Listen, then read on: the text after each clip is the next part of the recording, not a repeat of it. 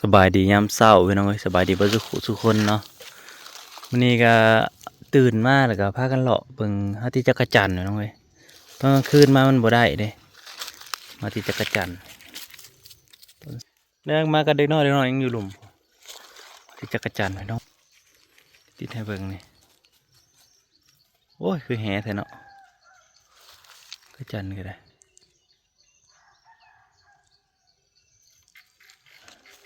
ร้อยหายากเลยจักรจันทร์ก็ได้เพื่อจะได้ตัวหนึ่งมันง่ายๆมันโบราณนะมันอยู่กันแบบว่าห่างๆ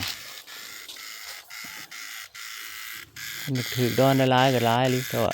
อึดจะลิไม่ค่อยมี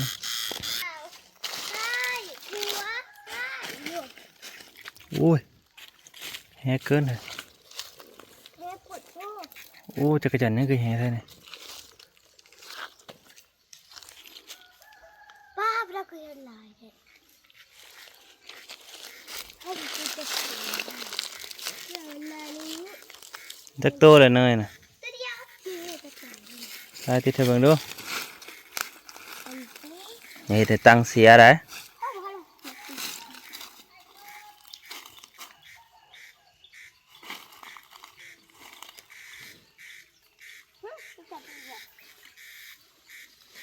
แม่นอะไรกินดอกเลย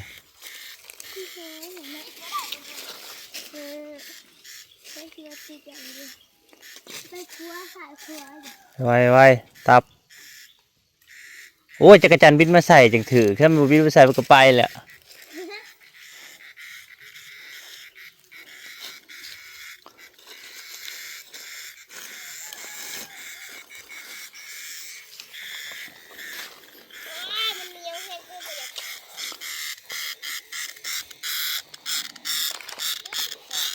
ตัวละเด็กน้อย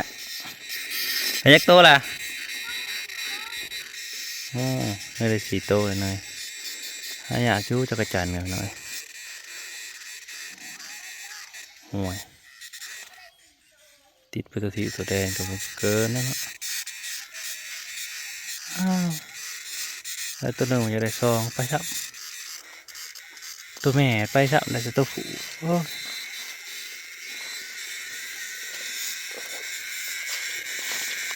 ตัวอีกตัวหนึ่ง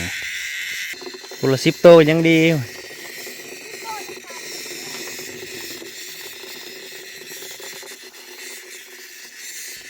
ร้อยนะติดมันอีกอะไรนะ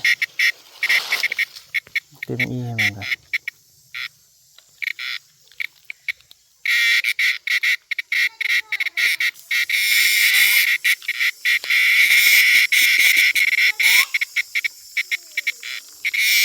อะไรบางอีนี่นะมันเป็นยากนะใส่โล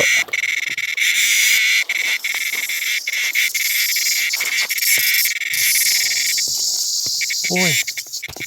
ปวดที่ไหลที่นี่จักรจันทร์ก็บ่ได้โอ้ยเก่งแท้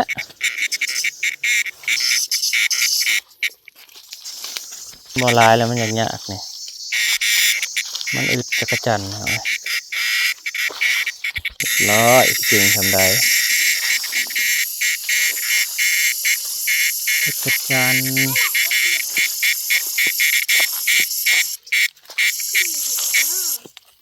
เดี๋ยวบ่ห้องเลยนะตังหลุนของแท้เห็นนี่บ่ไปอย่าไปลงทางหลุมผมไปนาซาไปเด้อนาซาต้นไม้ก็เริ่มสีเขียวไปละจักรจันทร์ก็หายากกว่านี้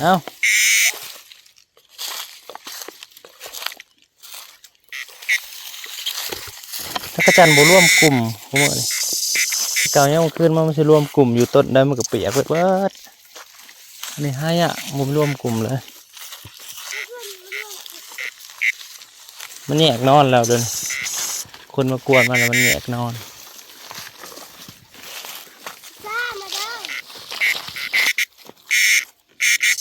แม่นนะ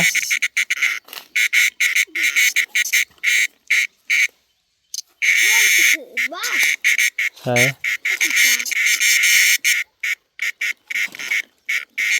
มันติดไหลเลย เข้าไปเรียบร้อยติดแบบผมมีเสียงนะตีนถือกับติดตีนปีกถือกับติดปีก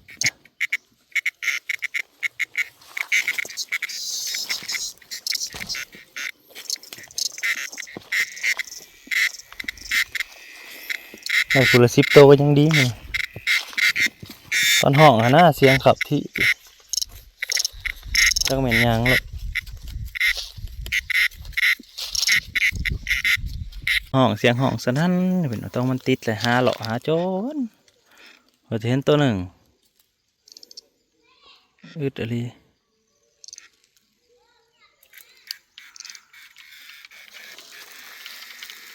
โคตรว่าอึดสิได้ตัวหนึ่งนะเมื่อวานตอนมันห้องก็สิบ่ได้ดอกติดแมงอีไปน้ำไปหน่อยนี่แมงอีนี่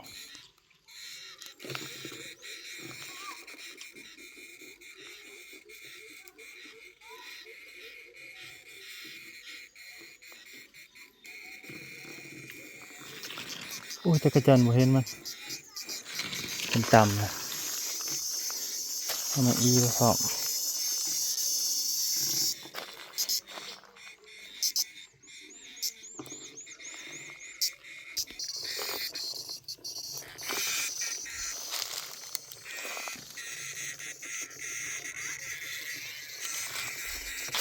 ไปมาอีกแล้วพี่น้อง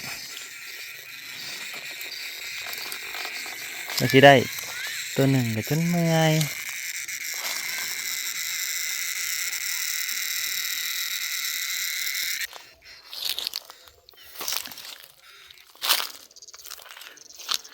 ติดมือเดียวเราได้พี่น้องได้ก็ได้บ่ได้ก็คือบ่ได้หรอก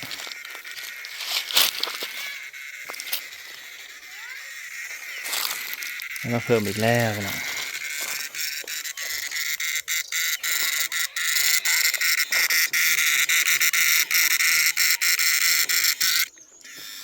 ตัวน้อยๆพี่น้องเอ้ยติดจักรจันทร์แล้วก็ติดแมงอี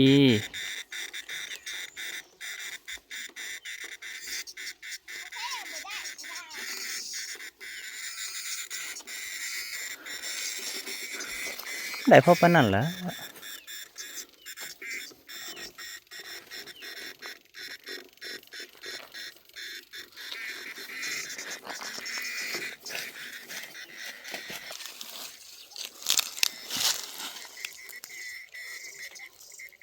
โอ้ย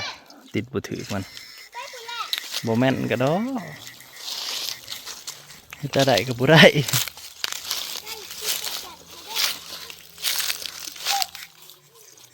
จักรจันทร์ก็อึดเด้อลิ น่าอยากไปมันอีกเลย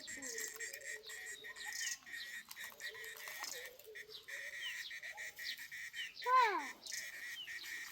โอ้ยมาจับ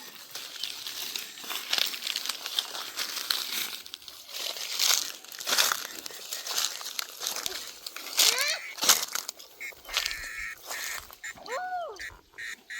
เหนื่อยเด็ก จนเมื่อยพี่น้องอย่างจนเมื่อยได้อยู่ต้มเศร้านี่แหละเฮานะอึดอะไรได้อึดโคเมื่อยติอึดกระดกกระดิอะ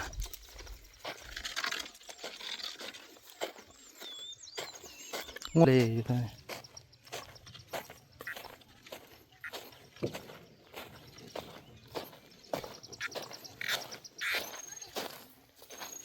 แจ่มเลยให้เด็กหน่อยไปโรงเรียนล่ะ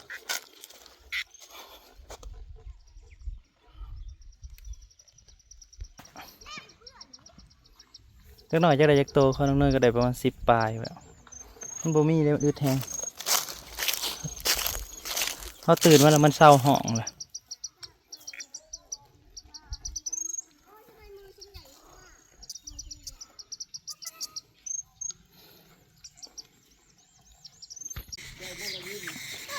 น้องเนยได้จักโตมาเบิ่งดูโตน่ะบ่ได้ใส่หยังเลยติมันกระไตขึ้นแล้วว่าบ่มีผ้าอัด ใช่ค่ะก็ ไม่ให้จักโตรอบนี้มันขี้หลายแห้งอะดีเด้อกระจัน แพ้เจ็บโอ้ยเจ็บเจ็บแปดเก้าเก้าสิบสิบเอ็ด12โอ้โหบ่แล 13โอ้14 15โต ก็สิพอปันกันกับพอดาวหั่นแหละ 15โต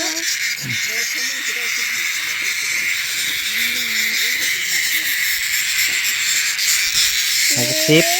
เนี่ยพี่โบมันก็มาตำหลังโอ้ย ใช่ แม่เอาอย่างตำหลังขนาด มันบ่เสียดอก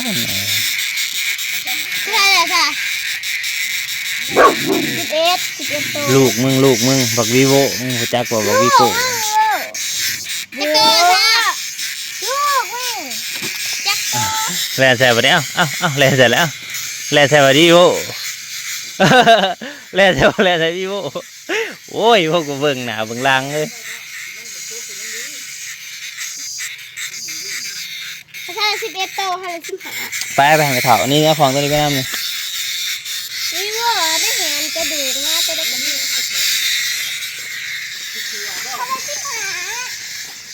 ขอกันใหม่เนาะขอบคุณหลายที่เข้ามารับชม